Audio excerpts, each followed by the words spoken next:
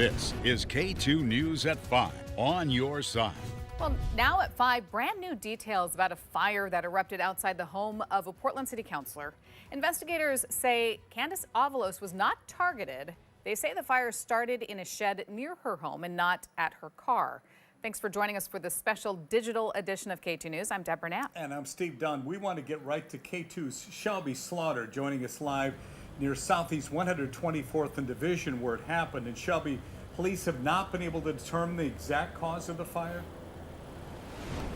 Yeah, Stephen, that's what they're working to figure out right now. Let me show you what this scene looks like. You can see the carport and one of the vehicles that caught fire. That's the truck right there. I did also speak with the Bureau of Alcohol, Tobacco, Firearms, and Explosive, or ATF, today, who was on site as well. Now, according to police, investigators say the fire did not originate from Avalos's car or any other property that belongs to her. Police say it actually started in a storage shed near her unit, and quote, no evidence of an accelerant or incendiary device was found. And police are still working to figure out if someone started this fire intentionally, and anyone with information is urged to contact police. Reporting live in Southeast Portland, I'm Shelby Slaughter, K2 News. Shelby, thank you. Now, this is a developing story. Stay with K2 News for continuing coverage when we're not on the air. You can find updates on K2.com and our news app. It's free in your app store. They recognize, like we recognize, that the governor holding this bill and not signing it thwarts the ability of Oregonians to weigh in on this.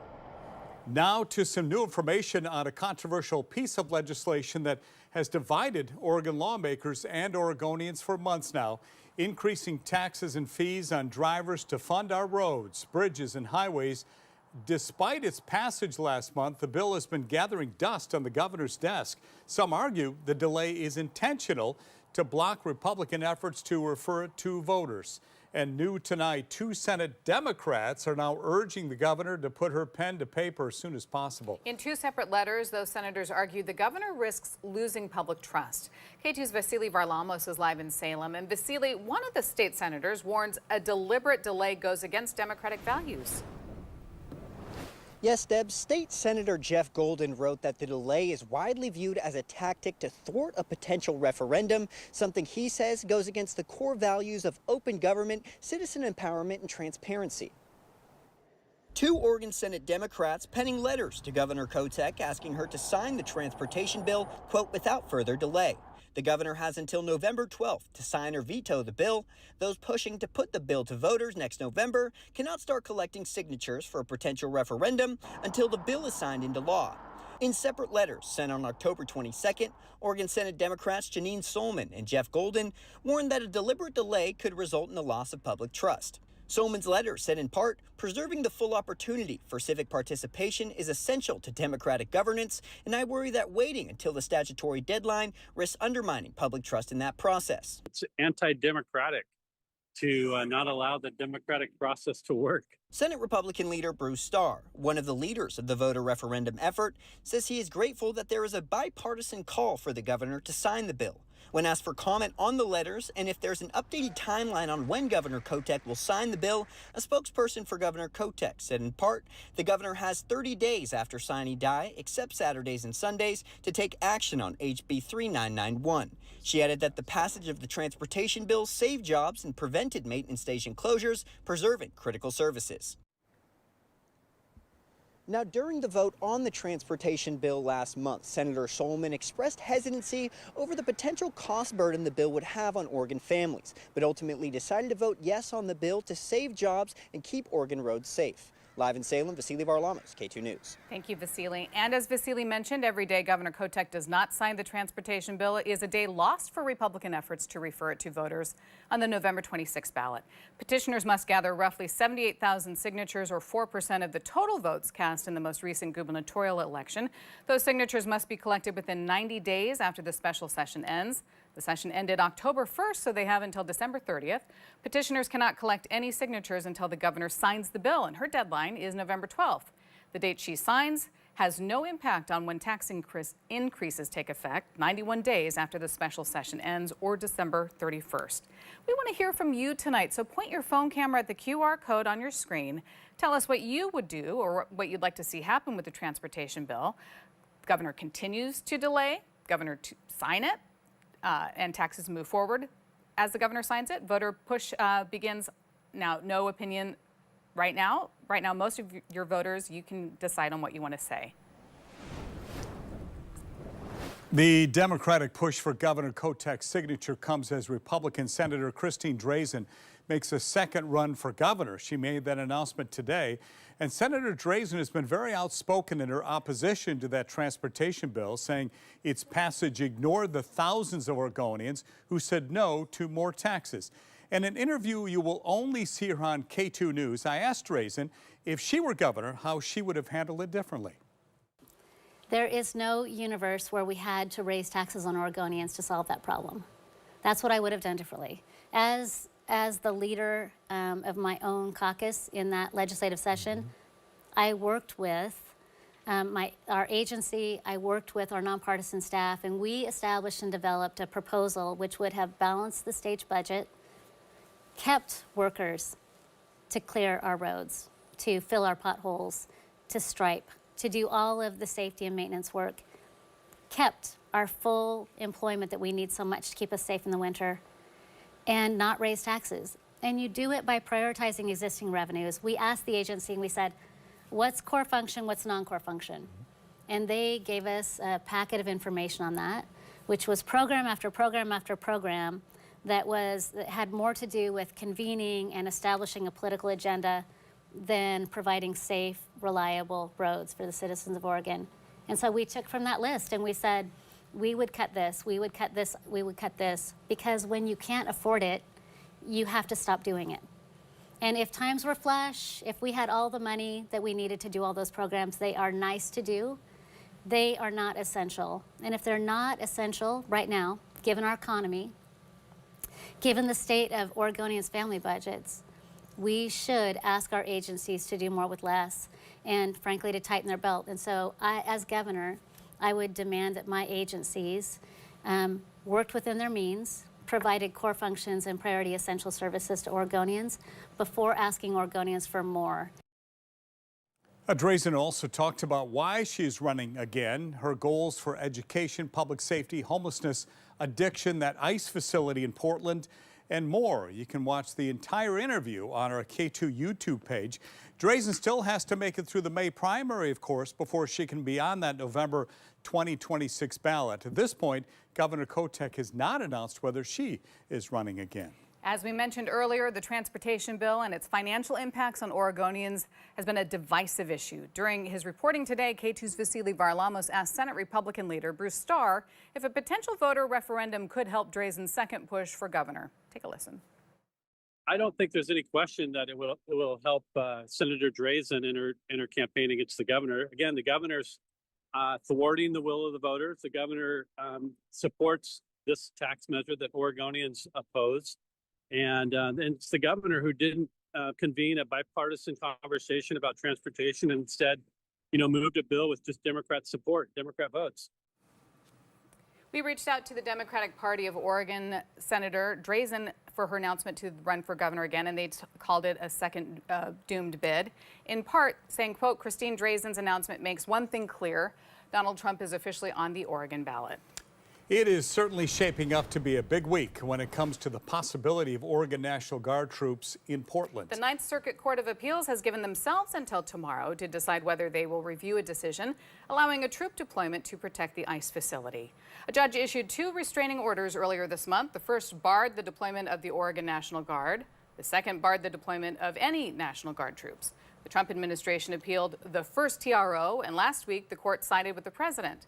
Oregon Attorney General Dan Rayfield then filed a request for the court to review its decision. If the court does reconsider, a deployment would be delayed again. We expect to find out by tomorrow at 5. We have some new information now on that sprawling NBA gambling scandal allegedly involving Portland Trailblazers head coach Chauncey Billups. He's accused of enticing victims to play in rigged poker games backed by the mafia, cheating them out of millions. In a separate but related case, Miami Heat guard Terry Rozier and others are accused of sharing insider information to sports bettors.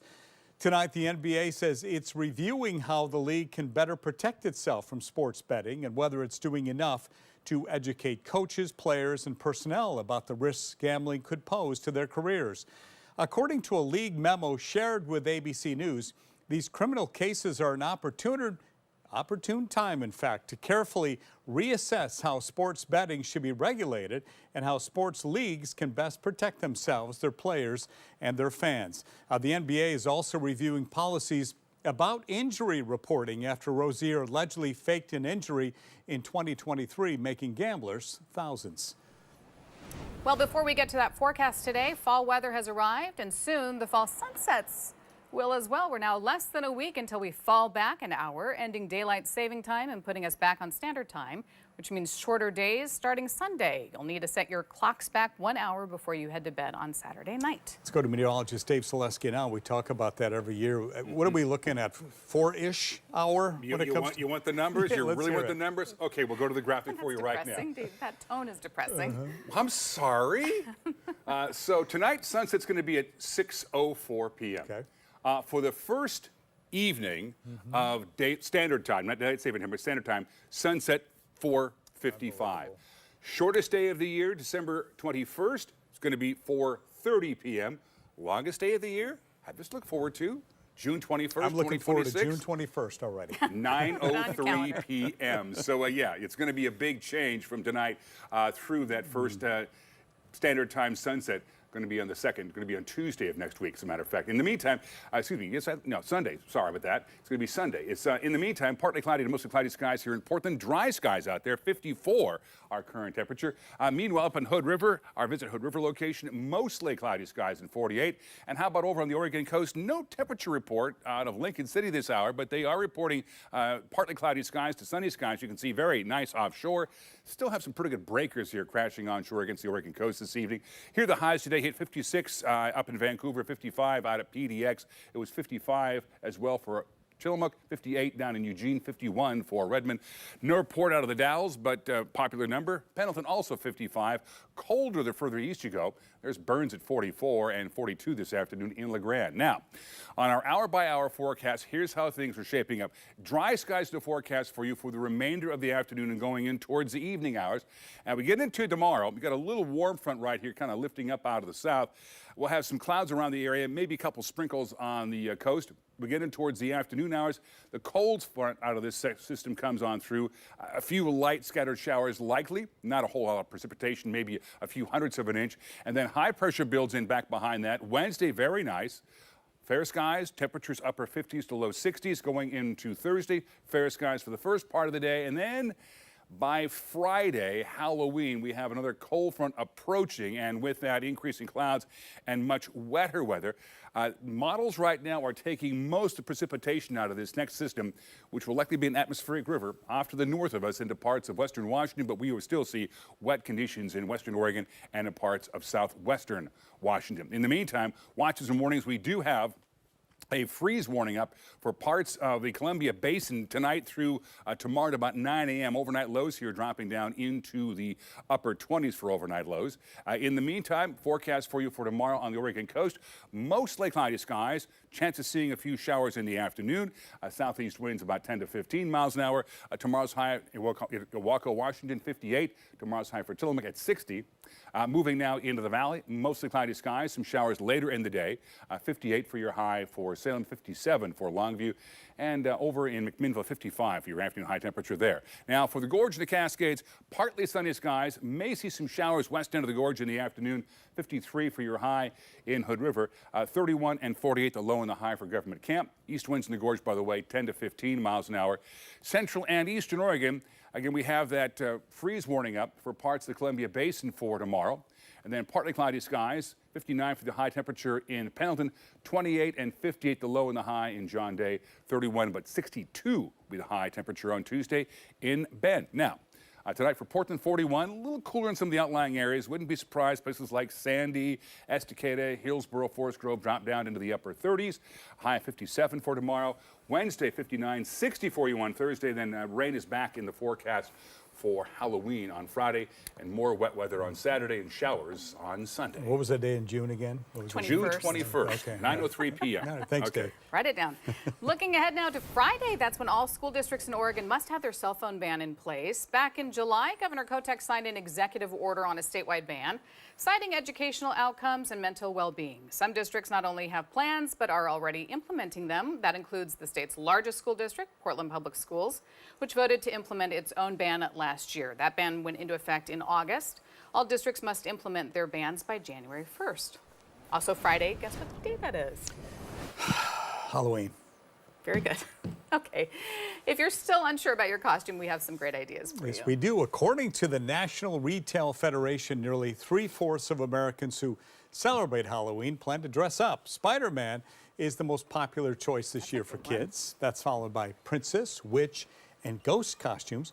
For adults, the top 3 choices are witch, vampire, pirate, or Dave Selesky.